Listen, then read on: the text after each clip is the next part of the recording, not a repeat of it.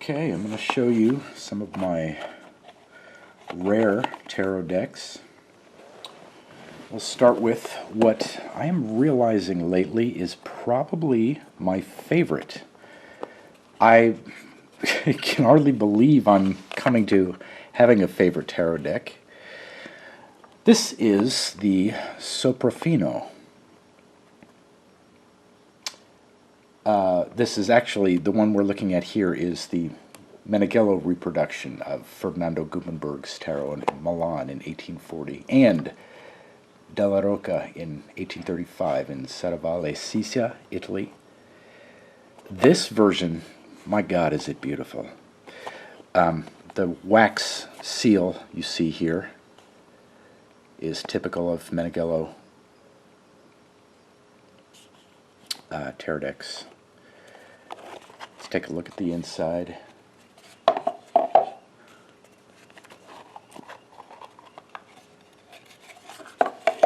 think this is a pretty limited edition too. 500 if I'm not mistaken.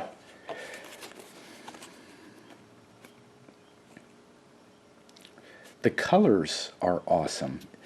It's a decidedly limited color scheme.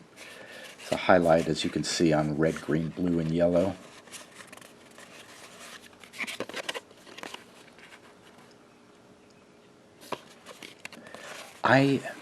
Despite the fact that this is bordering, teetering on the edge of being my favorite, I cannot actually use this as a tarot deck for divining. This is, actually, there's another version of this which I do use.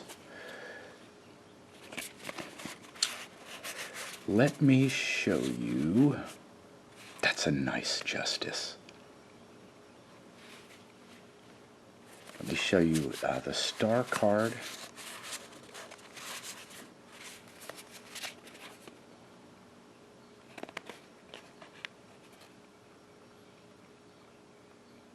La Stella.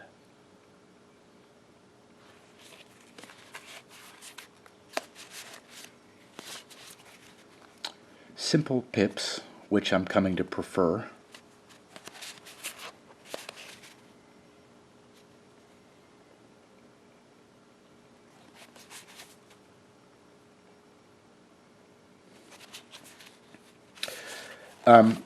The reason I say I do not use this as a tarot deck is mainly because of the quality of the cards themselves. They're very thin. It feels like slightly longer business cards. I'm afraid I'm going to dog-ear this after one use. I'd rather just have it and appreciate it by appearance. And like I said, we'll move on in a moment to the version of it I use as a tarot deck. Put the information back in here. This is the greatest quality and best version of the art you will see, though, again, from the early 19th century. That's the Meneghello version, Meneghello.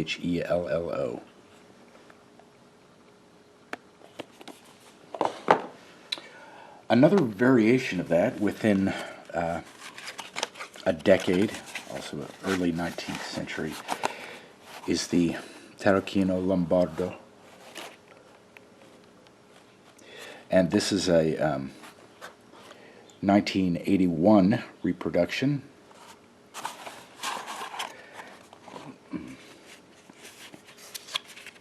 So it's another version of the same deck, same quality of cards, not Meneghello, but same size and quality, thickness. I'm also afraid to use this.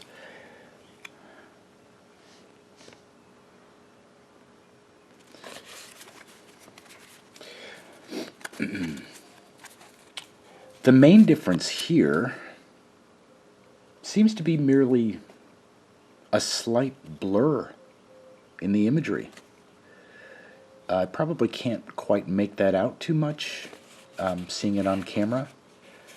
Colors are slightly darker, barely noticeable, but otherwise it's the very same as the deck we just saw.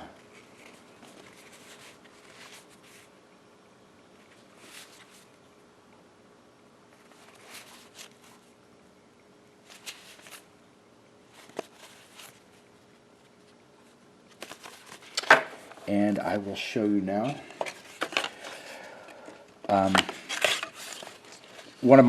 another version of this, the one I use as a tarot deck for divination.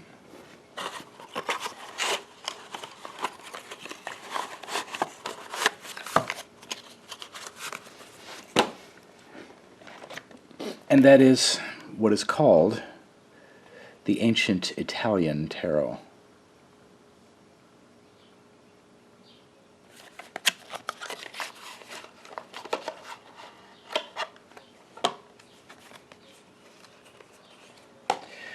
Now, of course, this is a reproduction of the 1880 deck from an anonymous artist who based it upon, of course, the earlier decks we just saw. But this deck has very slightly altered some of the finer details. And if you want to use it as a tarot deck, I do recommend this version. You don't hear much about this, the Ancient Italian Tarot. But it uses muted colors, and I do find it very beautiful, even downright magnetic. But this is one of the ones I use most often. I like the Italian-only titles at the bottom.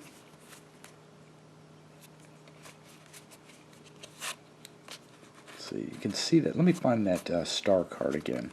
This one you can see a little bit better in the red of her hair more than in the others. I love this star card.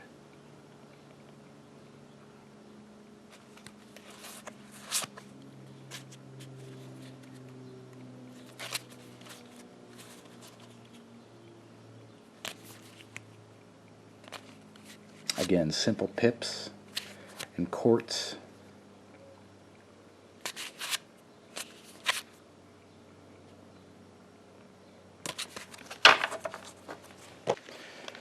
All right, this is the Oswald Wirth Tarot from 1889.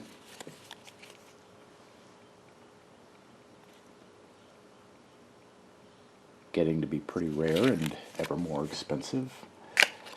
This deck is, pull these out, a 1976 reproduction from Stuart Kaplan. And the Wirth deck here interestingly mixes Marseille designs with occult symbolism from Eliphas Levi. Get my camera to focus. There we go. This deck is where you can see some pretty significant changes materializing in tarot evolution, if you will. A particular note, I think, is the Priestess card.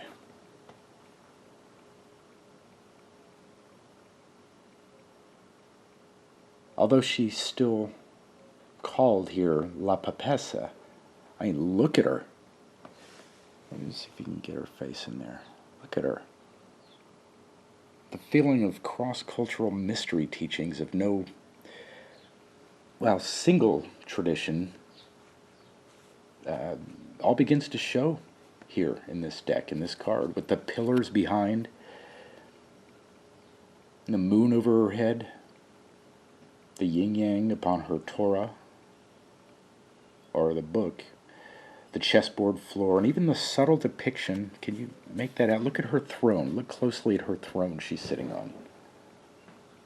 You see the depiction of the Sphinx?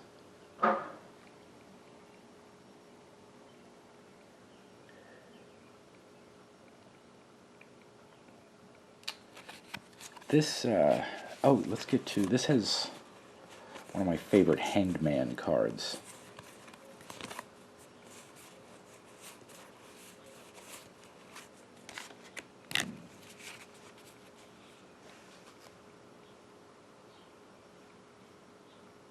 apologize for the light reflection. I'm trying to keep that out of the way, but I can't turn it off or you won't see it very well.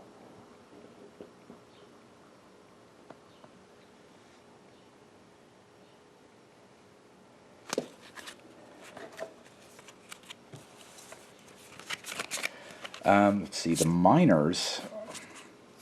I do now see. I love the faces in his artwork in this deck. Facial expressions are something I often have a problem with. The minors, as soon as we get there, are all simple pips, but as you can see, gorgeously presented. This copperish background on all of them. And actually, I'm coming to prefer simple pips. Okay, so you get the idea. Look at that. Let me show these colors a little bit better.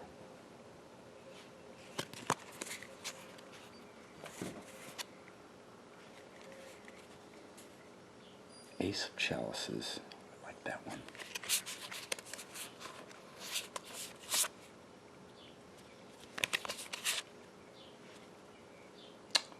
Okay, moving on. Okay. This,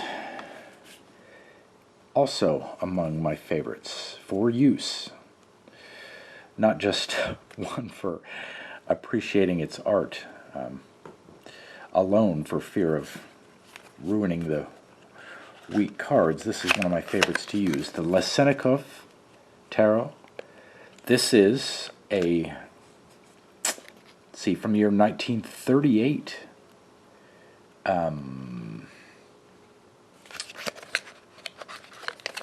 From, well, what was at the time Czechoslovakia.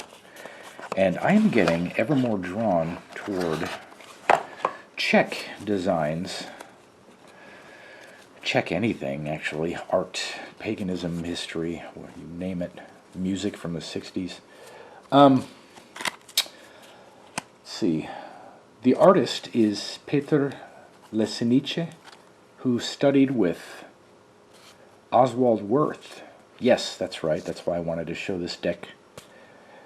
Next, he partially based his images on Wirth's deck from the late 19th century. The majors, as you can see, have all black background.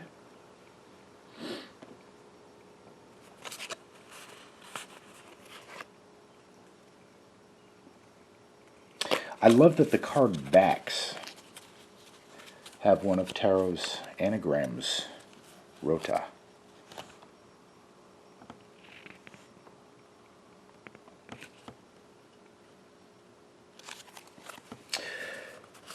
Wonderful Justice card. Let me get back there. There we go.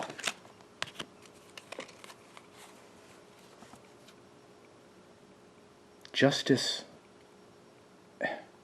actually looks righteous and just, rather than a woman who appears merely posing as justice. And that's a problem I have with half the decks ever produced.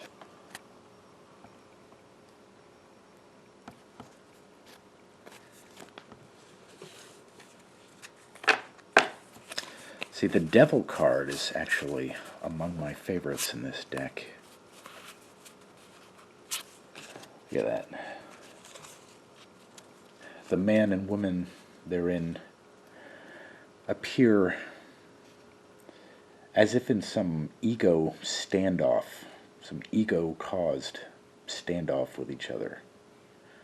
That really conveys self-imposed slavery to me, which is, you know, at the heart of the essence of this card. Anyway. Oh, what a wonderful, I mean, truly mystical deck.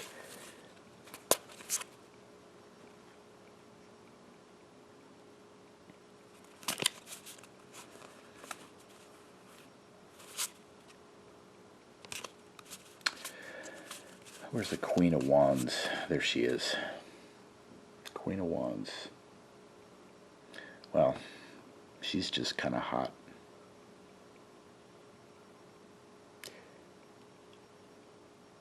I did not actually intend that as a pun, but well, she is. Ace of Chalices. Love that. Also reminds me of the Ace of Chalices in the Celtic deck, which we'll get to after a while.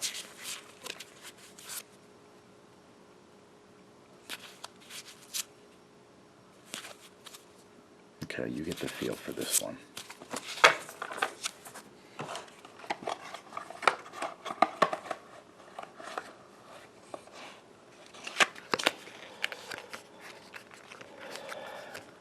Anyways, very unique deck from an interesting time for Tarot's development when not much else was happening with it creatively. 1938.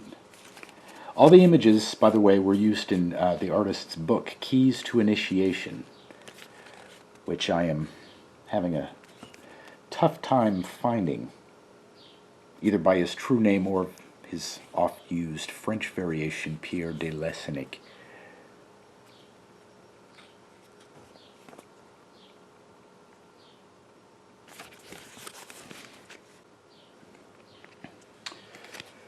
This is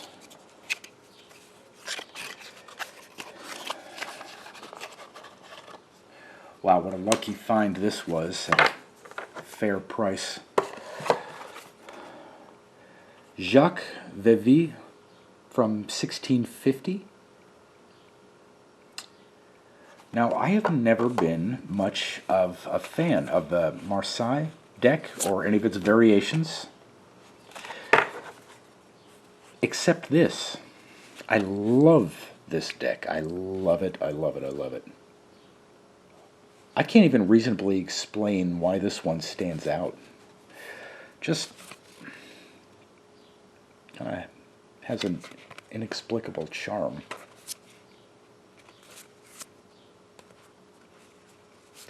There's the Tower. The Tower, as soon as I get there, is a tree.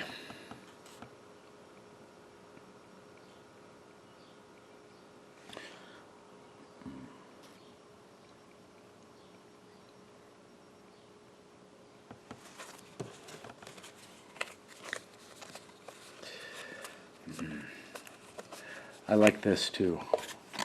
The Hanged Man appears right side up.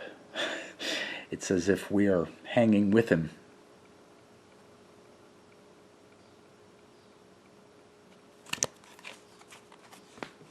Oh yeah, the Priestess.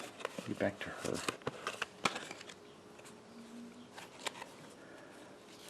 La Papessa. Now, even though, okay, this, remember this is 1650. This was done. So even though she's La Papessa, she looks just as much priestess to me. It's like almost a hint of what would come later in the future. She looks just as much priestess of, you know, again, non-specific tradition.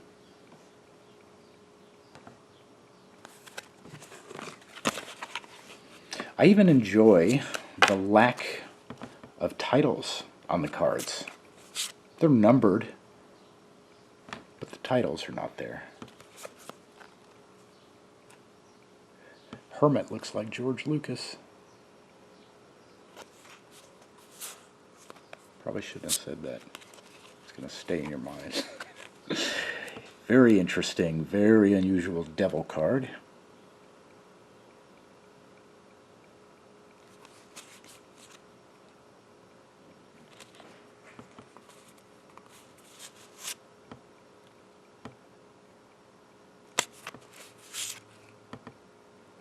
Anyways, there's a childlike simplicity to this deck that I really, really am attracted to.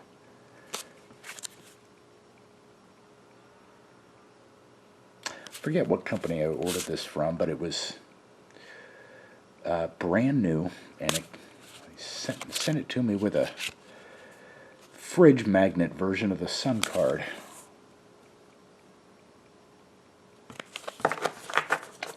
Okay. Mantegna Tarot. Created by Andrea Mantegna, circa 1460. This was, of course, created initially as engravings. And this deck is right on the borderline of what can be actually even called tarot. Of course, you know, those were the formative years in the 15th century. Get rid of the little white book. Just backs. Yeah, it has 50 cards. And Mantegna Tarot. But it's not quite tarot. It kind of is, but kind of not. It's certainly an ancestor of tarot as we know it. It contains elements of it, so to speak.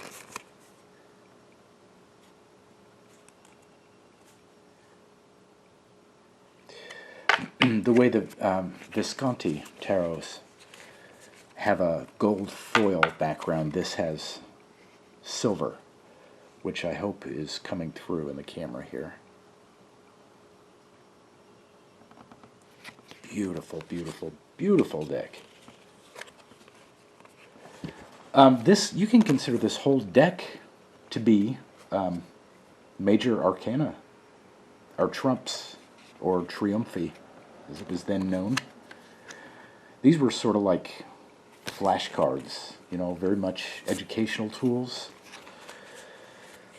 And trying to get you some good looks here at these without the camera going out of focus. See these titles up there?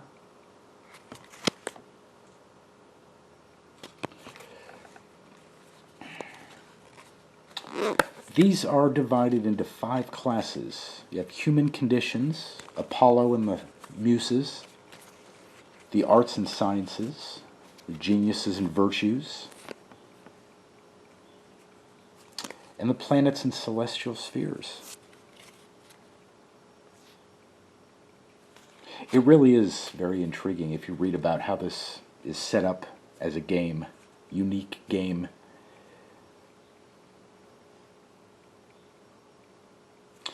And you know, personally, I find this very useful as an oracle deck. I'm not much of a fan of using. I do collect some oracle decks, but I don't really use them often. This one I do, however. That's philosophy.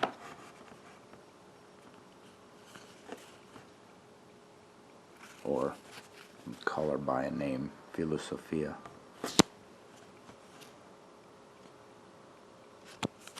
You can see this is a gorgeous deck. Yeah, this really is ideal as an oracle deck. I never hear about it being used as such.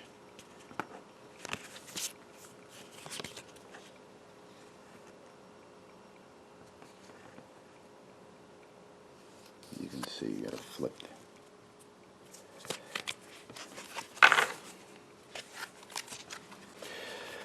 This is the Sola Busca. Well, okay, more specifically, it is Lo Scarabäo's reworking of the oldest known tarot, the Sola Busca, from the late 15th century. This version I have here, titled as Ancient Enlightened Tarot. It is the Sola Busca. This is long out of print, going for, I think, at least around 150 right now. And I think it's had a relatively recent reprinting also, though under its original name. I could be wrong about that, but it has had a recent, relatively recent reprinting. Very much, obviously, and thoroughly Roman designs.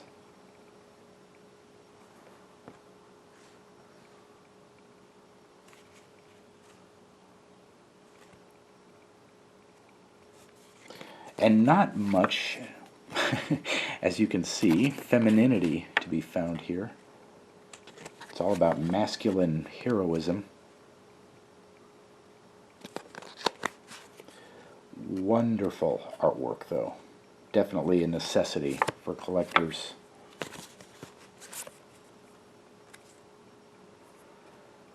Strange Justice card.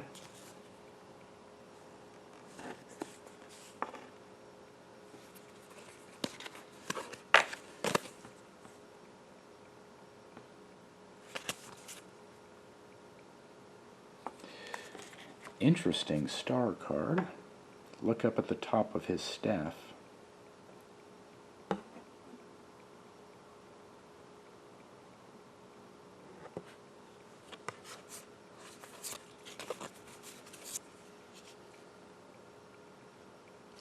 Obviously the pips are illustrated.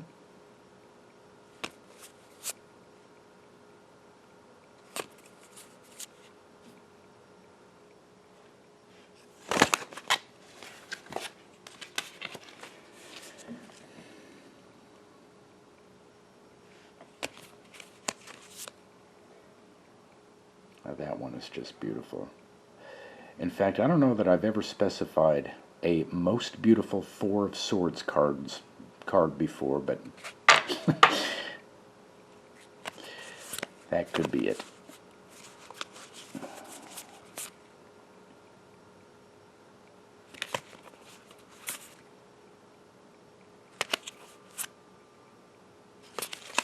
Okay.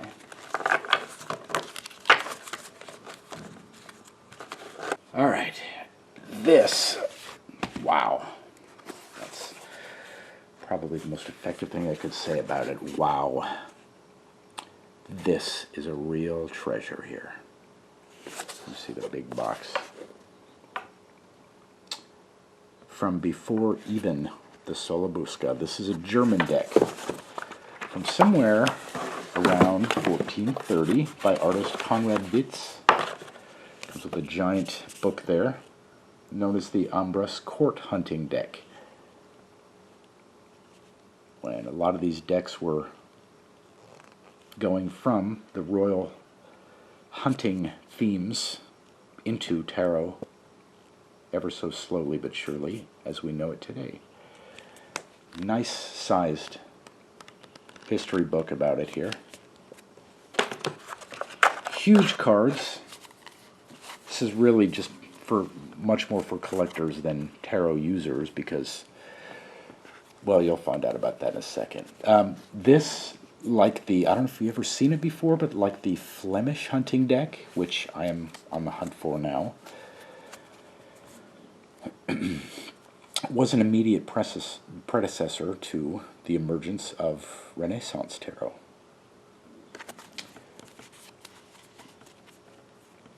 So, yeah, these keep a theme of hunting animals. And I mean animals used for hunting, not those being hunted. That's important to point out. The backs are just plain, you know, it looks like somebody just painted a wall red. I like that, though. Looks like red painted wood.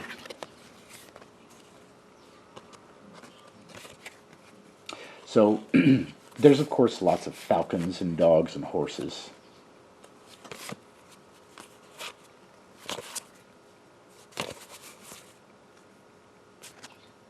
What became in tarot the elemental tools are here represented as acorns and leaves and hearts and bells. I love that. God, I wish I owned the Flemish hunting deck. I will sometime. I'd love to show that to you, though. You can look up pictures of it.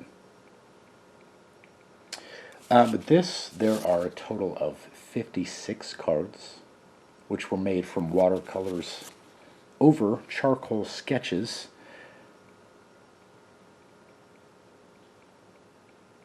And as you can see, this is a good example, actually.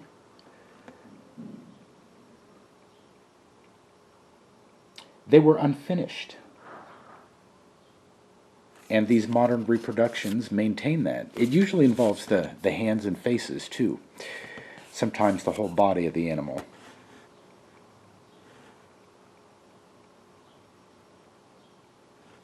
So I just really appreciate that they reproduced it exactly as they were, unfinished. You know, they don't bother with borrowing color from one section and finishing the job for us.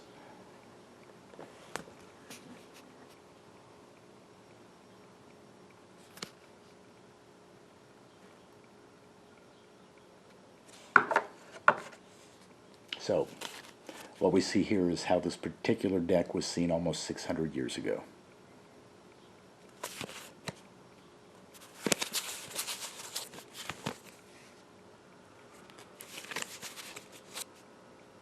That one's almost totally unfinished.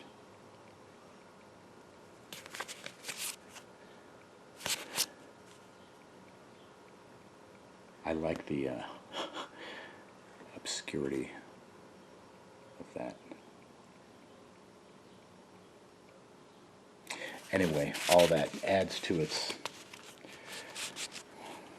distinct charm. And also symbolically, you know, in retrospect of the development of tarot, the unfinishedness of it, if you will. So, you get a feel for that.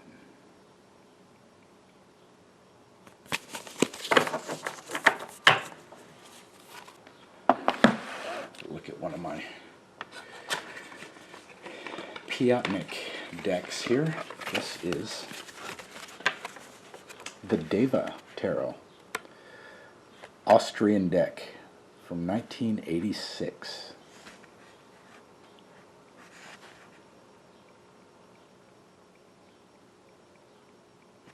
This, you see how big this is, right? See how, this has 96 cards. So, you know, I also cannot use these as a tarot deck because of that. 96 cards. It has a whole extra suit called Triax. And I'm sorry, but true tarot needs 78. You can only change so much. You can add to it, but you change the number of tarot cards, it's not tarot anymore. Reminds me of the symbol I use on my channel.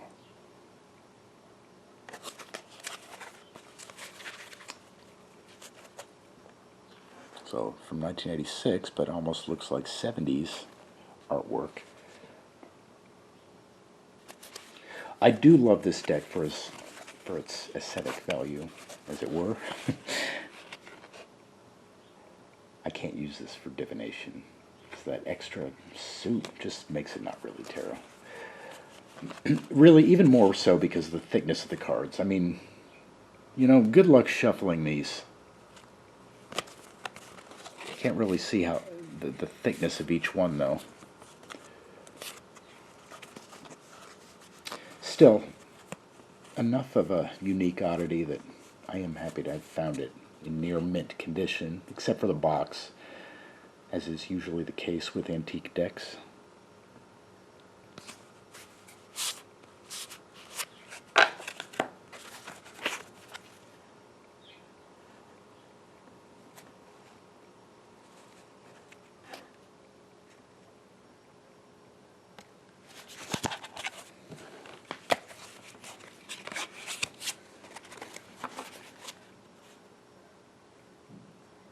So you can see there's things to appreciate about it as much as there is things to say, ask yourself what the hell is going on here.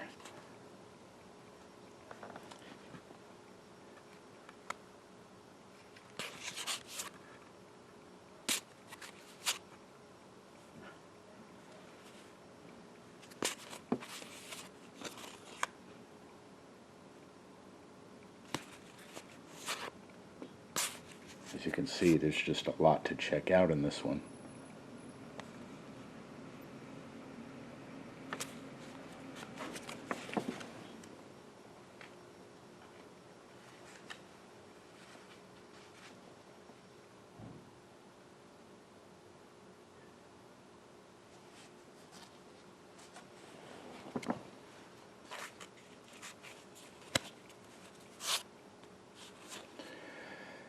I do love this Princess of Swords.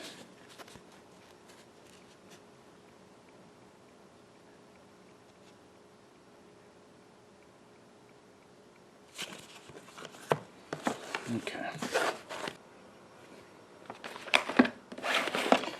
All right.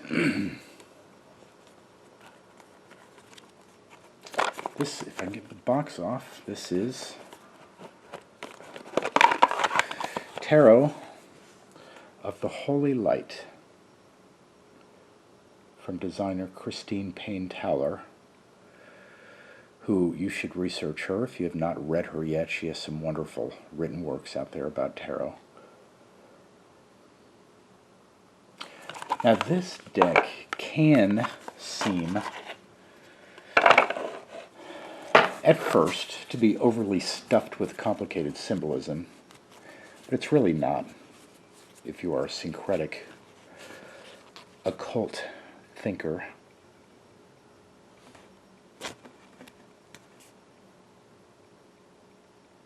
It has a theme of 17th century alchemy. Very distinct 17th century style artwork.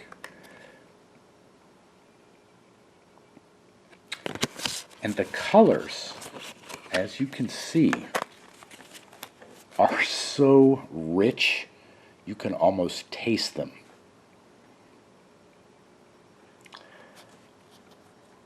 These are perfect for meditational use. They really are.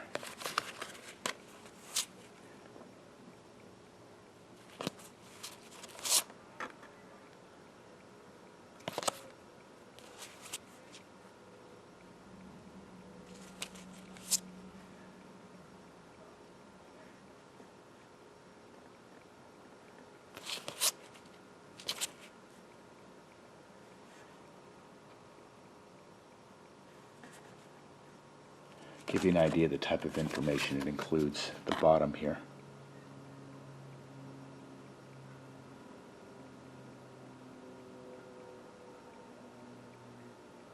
Astrological significations by the degree. I love that.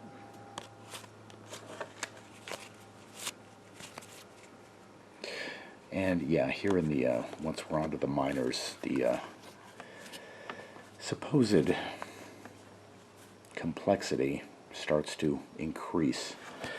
And really, just don't look at it that way. I see it as just more to see, more to know, more to study, more to take in, more to soak up. It's just juicy. I see, I'm having to show it to you closely and a little bit at a time so you can get everything.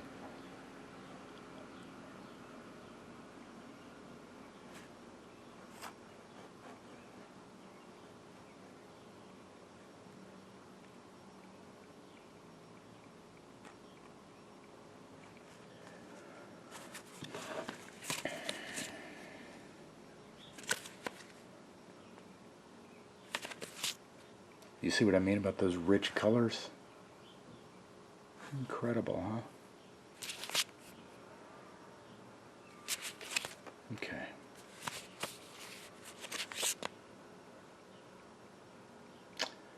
The Tree of Life on the Ten of Discs.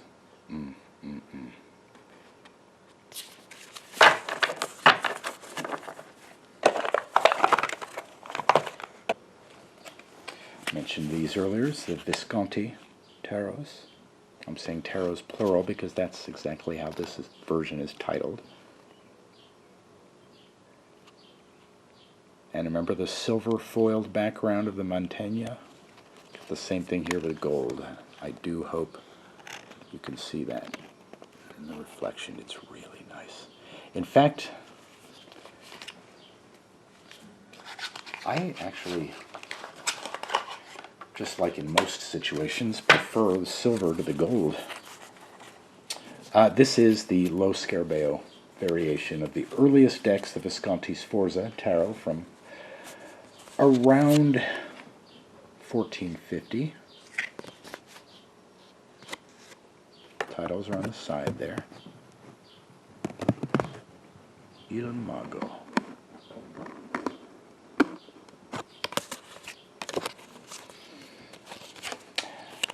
Now this deck's greatest quality is that gold foil effect, which seems to radiate from around each central figure.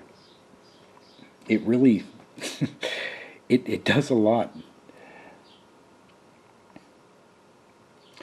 There are other versions of this deck available,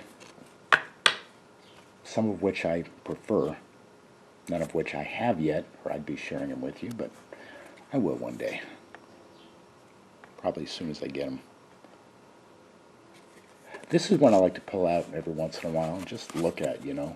But for divination, it doesn't really work for me. See? Justice. I was talking about this earlier.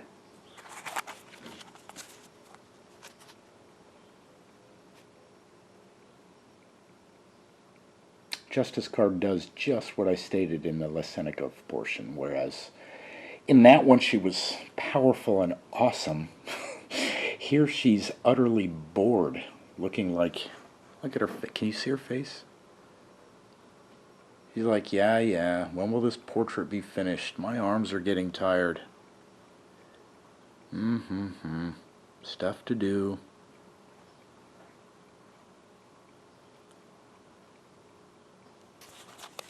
So, it's really the facial expressions that spoil this one a bit for me as a working tarot deck, but all things considered, it is a delight to just, you know, just look through.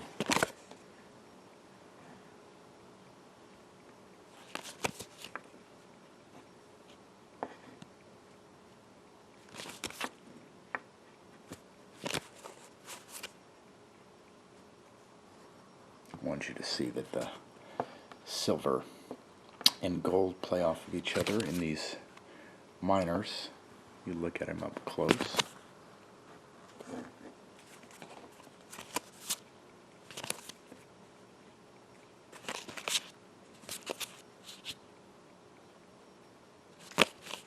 So you get the idea on that one.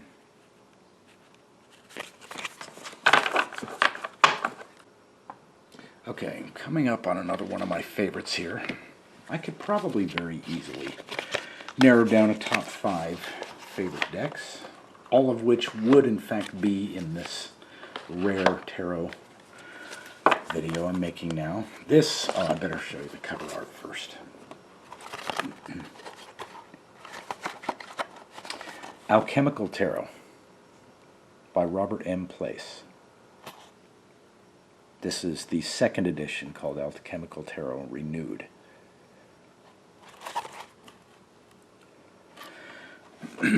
Which, like the first one, is very much out of print and with a climbing price all the time. The simplistic style of art is just so awesome. It really does make concise so much alchemical symbolism, which that just naturally fits into the tarot system. I'm never too fond of the Hierophant, but this is a good one. Does not look specifically Christian, you know, Catholic, any kind of popish figure, especially when you look at what he has to offer us there.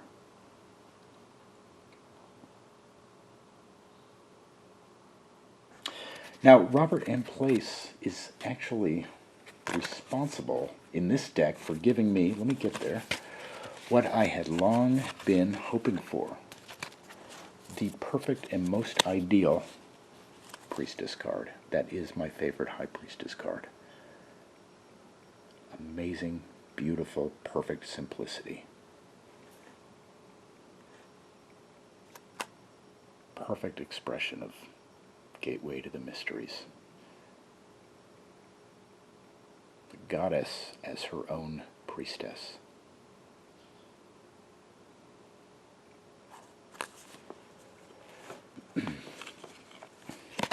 I do suggest, oh yeah, it has 2 lovers cards for those who find this to be a little too erotic for their tastes.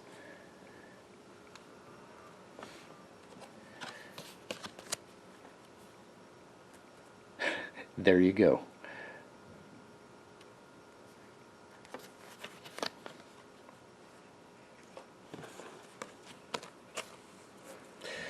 Anyways, I do suggest looking further into his other artworks, and he has other beautiful tarot decks too, like the Vampire Tarot. The Buddha Tarot is a wonderful one. Tarot, the Sevenfold Mystery, even though that's one I like to just look at for the art. This is a wonderful deck for use, though.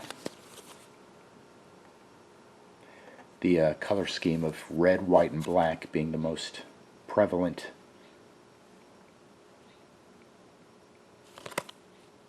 Maintains throughout, of course.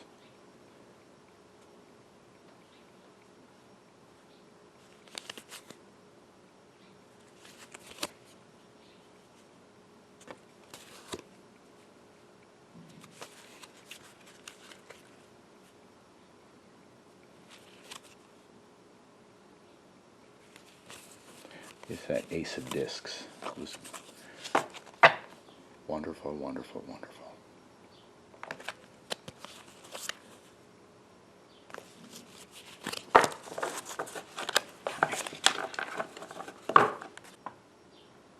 Okay, this is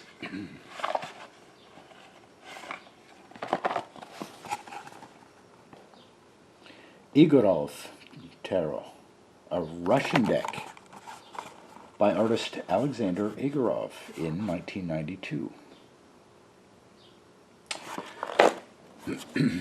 The first quality of this deck that stood out to me was something it has in common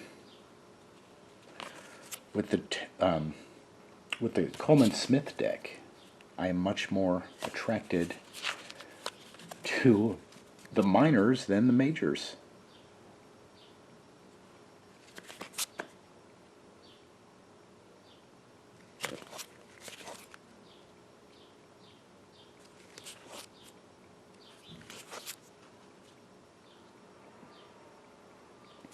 As for the majors, I have a problem with some of his new titles, even though understanding his reasons for doing so, such as, yeah, here we go, calling the Priestess card The Science.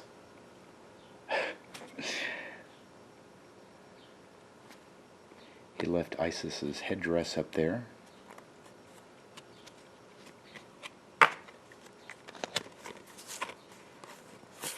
That's kind of nice. Fertility is the Empress still. I don't think you should change the titles. Careful with that stuff. See, yeah, and the Emperor is the man of knowledge.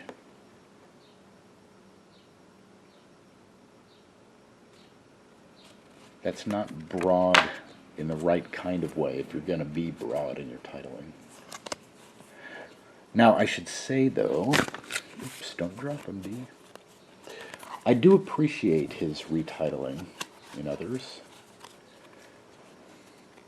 Particularly, let me get there.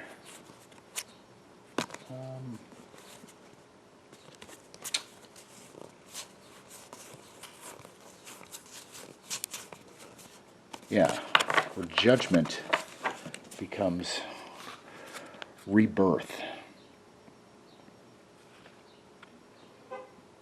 They did that also in the, what was that Druid deck? It's very popular now. I can't remember its title. Druid something deck. Also uses rebirth. Yeah, that, okay. Well, I like that one too. The world becomes crown.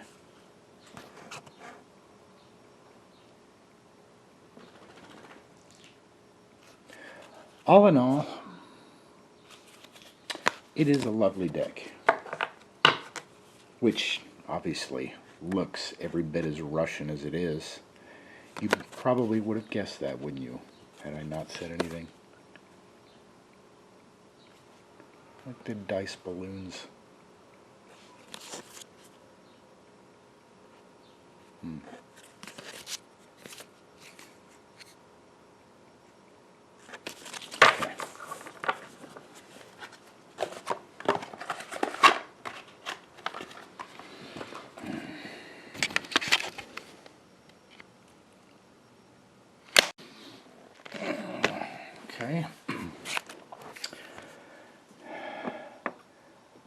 Tarot of the 1001 Nights.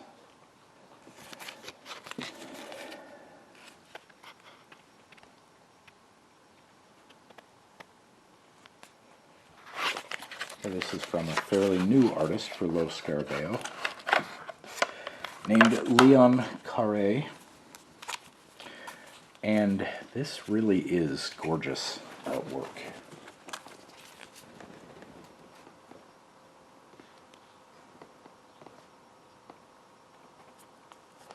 It shows the European romanticized view of the tales in 1001 Nights. But that said, it should be stated these were originally Persian stories. A lot of this I found out from my wife, who is Persian. Arabic royalty had placed their own cultural stamp on the 1001 Nights tales, and then destroyed every known earlier written account. The Arabs, they have historically done to Persian culture what English royalty has historically done to Irish culture. So as for these particular cards, it very much has a general Eastern flavor rather than a specifically Arabic one, but I had to mention that, since the book we know today is often referred to as the Arabian Nights.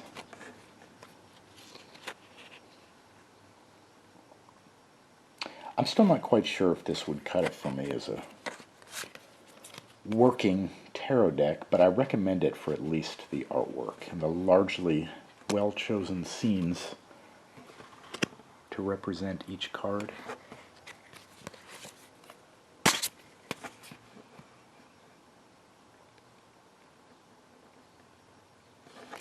The titles are shown in 6 languages. Well, this imagery is too, just have to look at it up close. I don't know if you can really capture the spirit of any of it on camera here. I do love this Hermit card very much.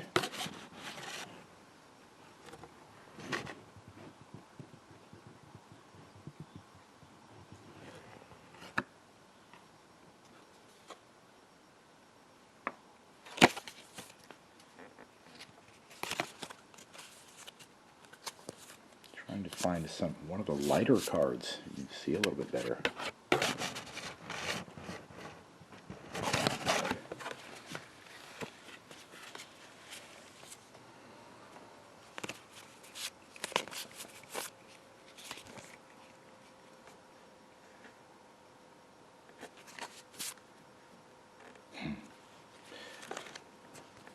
Knight of Wands.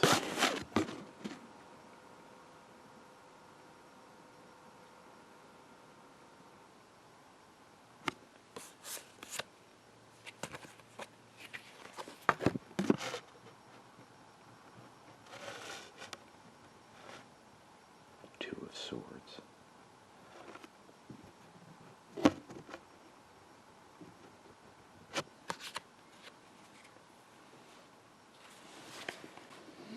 Right, this is the Eclectic Tarot.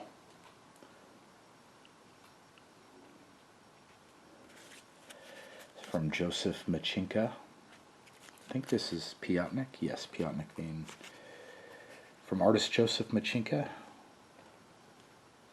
Austrian deck from 1986.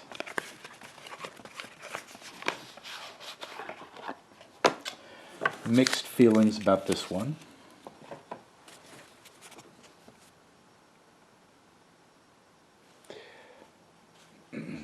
But like all the others in this video, I'm certainly happy I have this for its rarity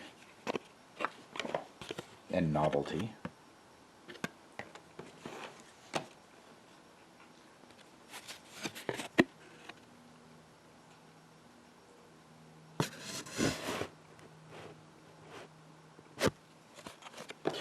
This does actually, let me find the death card. This has one of my favorite death cards.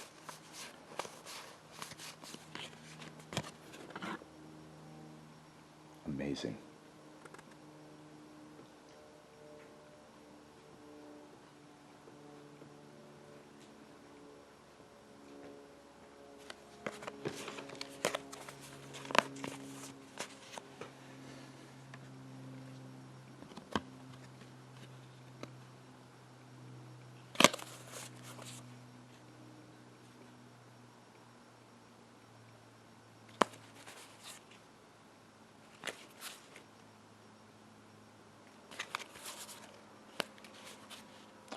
You can see this is a very thick deck.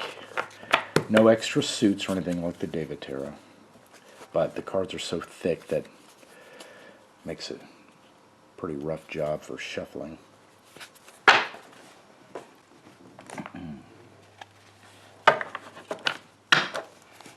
Celtic Tarot, and for clarification, this is the one created by Courtney Davis and Helena Patterson from 1990. This is not the later Celtic deck from Llewellyn Publications.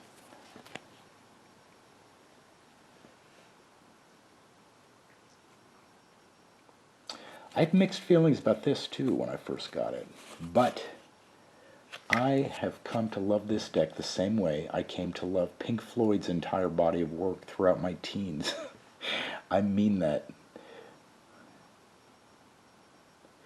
Over time, this came to be among my favorites. In fact, if I ever put together that top 5 favorite tarot decks, this is one of them. Very classic Celtic style, as you would expect. There's winding, knotted boundaries, simple and decidedly limited color scheme. Not too much so.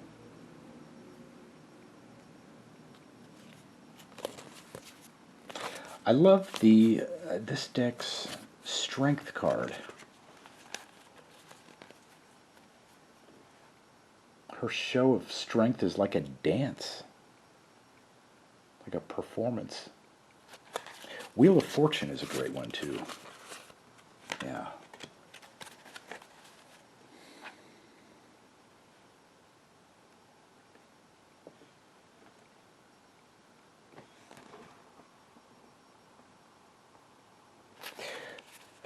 Courtney Davis, definitely another artist whose other works you should also look into.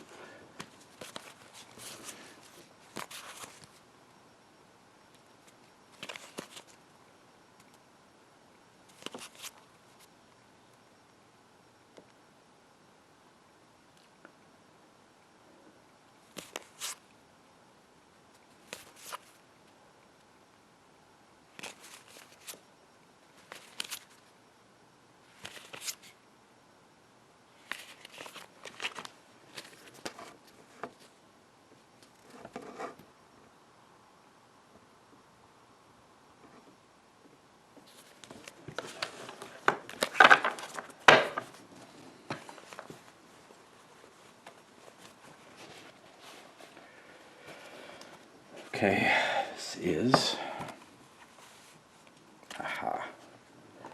Tarot of the Sephiroth, created by Dan Staroff in 1999. Those info cards in the white book out of the way. This is a great way to introduce yourself to the Tarot's relationship with the Kabbalistic Tree of Life, if you haven't done so already.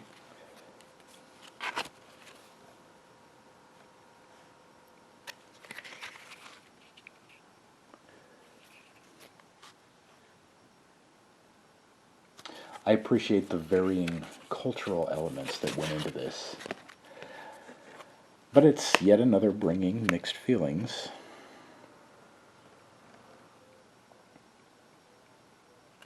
There's something exaggerated about the art. Almost as if many of the cards have been held up to a funhouse mirror.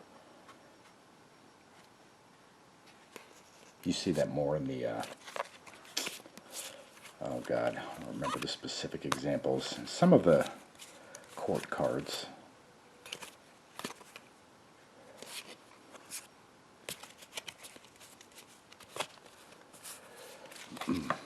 Anyways.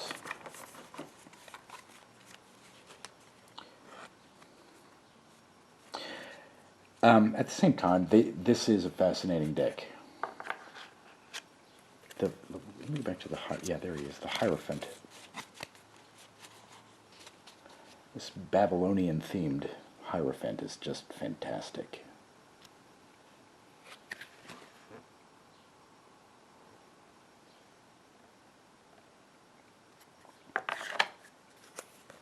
And the Lover's card, yeah. The Lover's card here is just glorious.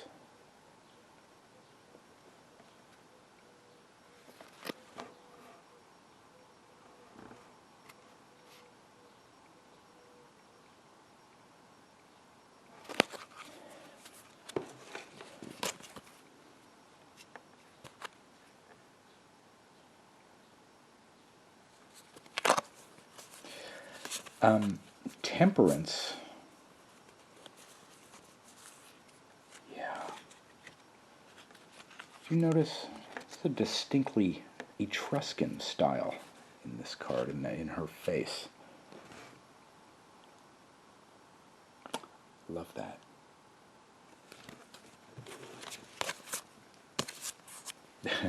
The tower has a unique view, doesn't it? Bringing us right there to stand at its bottom wall just as it's struck. To great effect.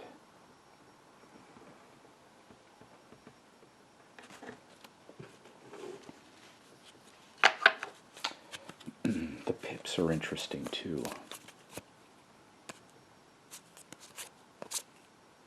Here's one of the exaggerated ones I was talking about.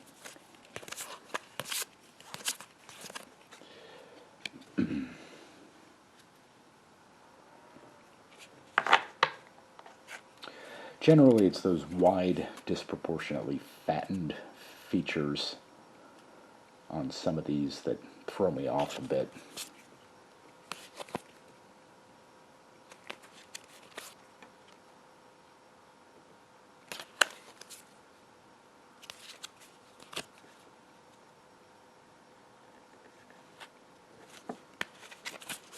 All right.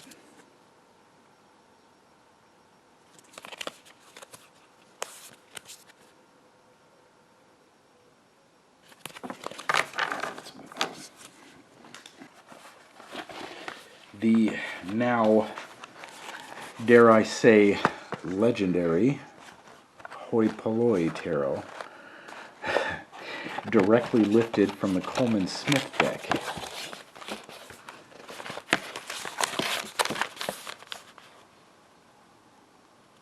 This one emerging in 1973, possibly 72, definitely by 73, when there were no copyright issues to deal with from the basing it on the Coleman Smith deck, at least not yet. This was originally known, geez, look at these cards out of here. This was originally known simply as the Tarot. Hoi Polloi was the company that produced it. You can see this box is strangely shaped to where you have to split the deck in half to fit inside it.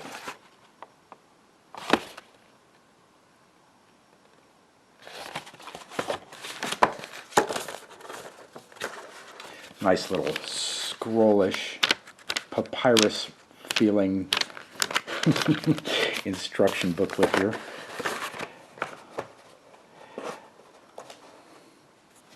I have to say, I do like this deck. It is so 70s. In some respects, you know what? I like it better than Pixie's deck. But an ongoing distraction, I guess you could say, is The color choices. Look at that mauve up here. I suppose that's where the designers tried to give it a new feel, but it doesn't quite work. And yet, neither does it make me cringe. It's just an oddity. They're a bit too dark.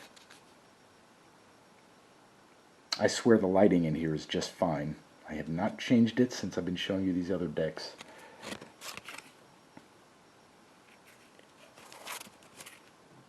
Just strange color choices for all this. Look at the moon card. That may be my favorite of the pips in this, the majors in this deck. I like that they changed the font there.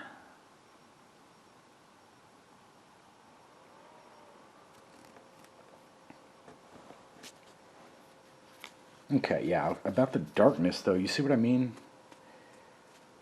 I'm squinting to see everything, and yet that also feels the point of the moon card. It's the dark night of the soul. We're not sure what's happening.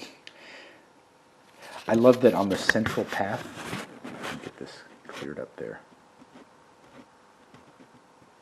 We see a scroll on that path, which I take to be the priestess's Torah, or Book of Wisdom.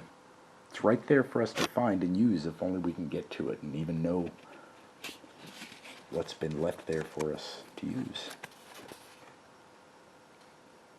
Anyway, I would suggest any tarot collector locate and buy one of these long out-of-print decks if for no other reason than having history in your hands.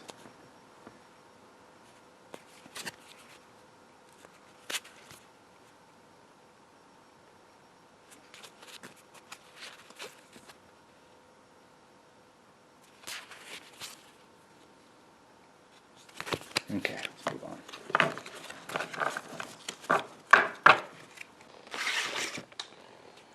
Okay, this, as you can see,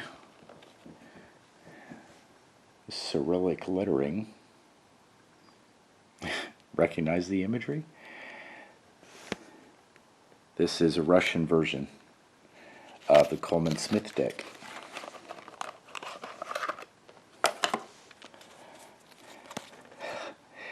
Not much to say about it. If you're watching this video, you're probably already familiar with that deck. Only difference is it's Russian re-release. A little bit lighter, though, in color.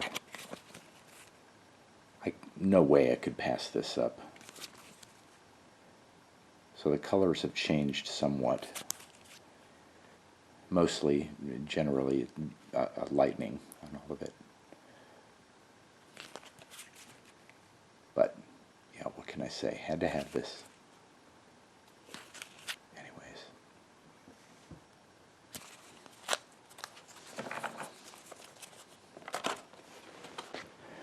This one is not tarot per se, but must be included. Granditella Tarot of the Egyptians. It's published around 1870.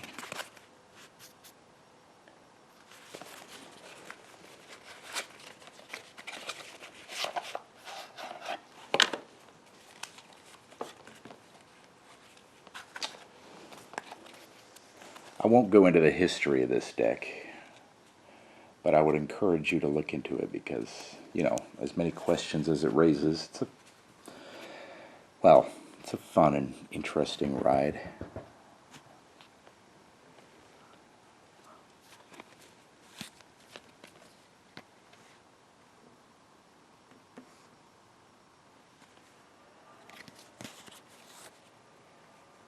Actually, there's too much to say about this deck and its creation and all the people involved. And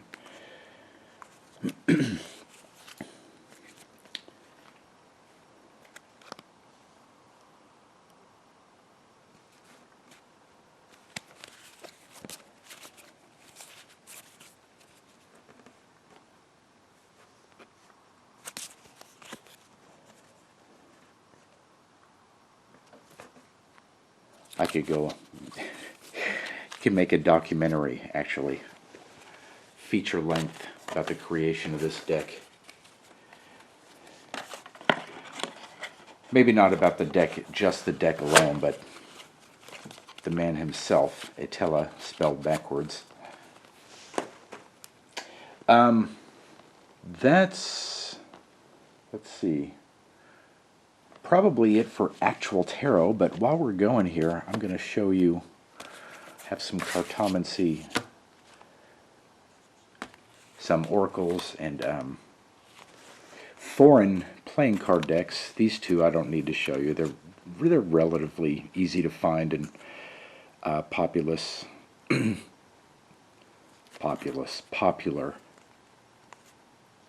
German and Hungarian. This is a Hungarian playing card deck, and I love the artwork in it. Let me show you. Remember the German hunting deck we looked at earlier?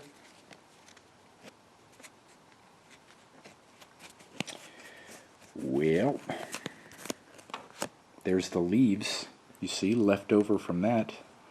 Interesting to find much later in time. I think this came out, oh my god. Boy, actually I don't remember. It's a very early one though. Reprint of an early one. There's the acorns. Those are back too. Those have remained.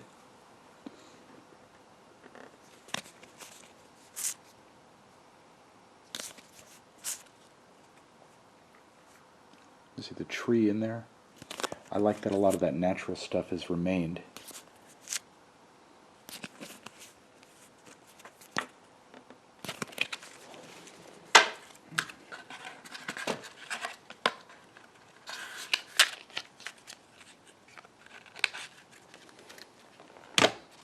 This is a very interesting one. This is Lithuanian playing cards.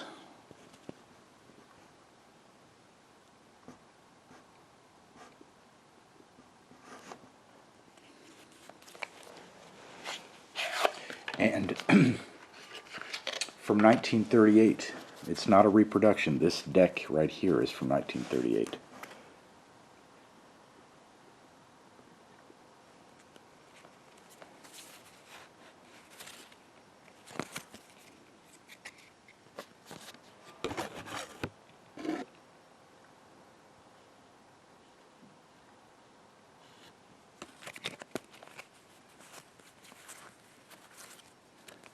See if we can get some images that you can actually see better.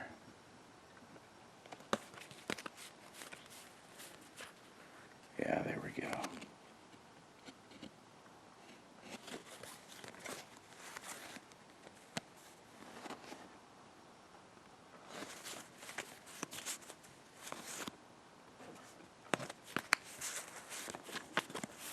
Obviously, I couldn't pass this one up either.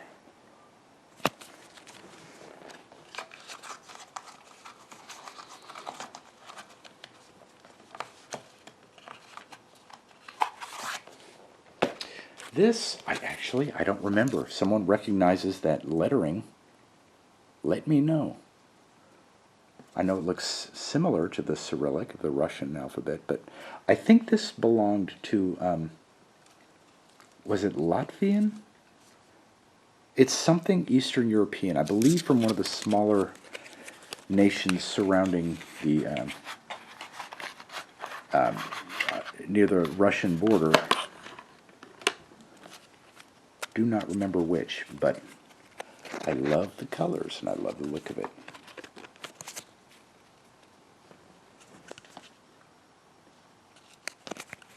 I'm not much into collecting regular playing cards, but considering their very sisterly relationship with tarot, some of these foreign decks, especially the unique and rare ones, I had to collect.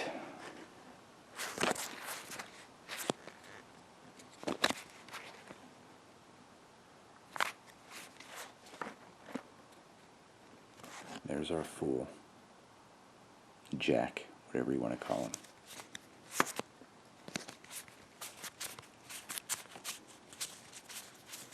There you go.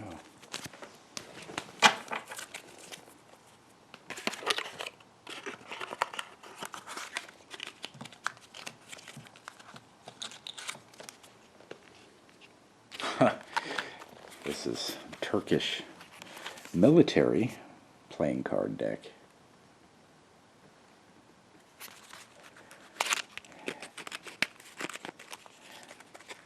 At first I wanted to own this just kind of while I was at it, you know, the collecting rampage through eBay, because I got married in Istanbul, Turkey, and then I got to look at it and I thought, hey, I actually like this. I want to keep it. I like that too, the Jolly Joker. So yeah, anything Turkish I'm collecting now too.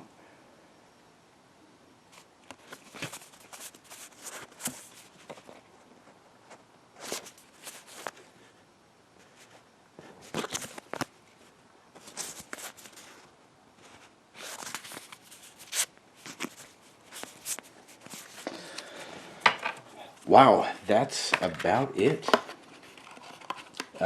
Geez, this took a little bit longer than I expected.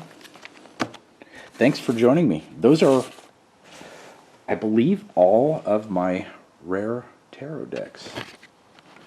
Appreciate you guys joining me. See you next time.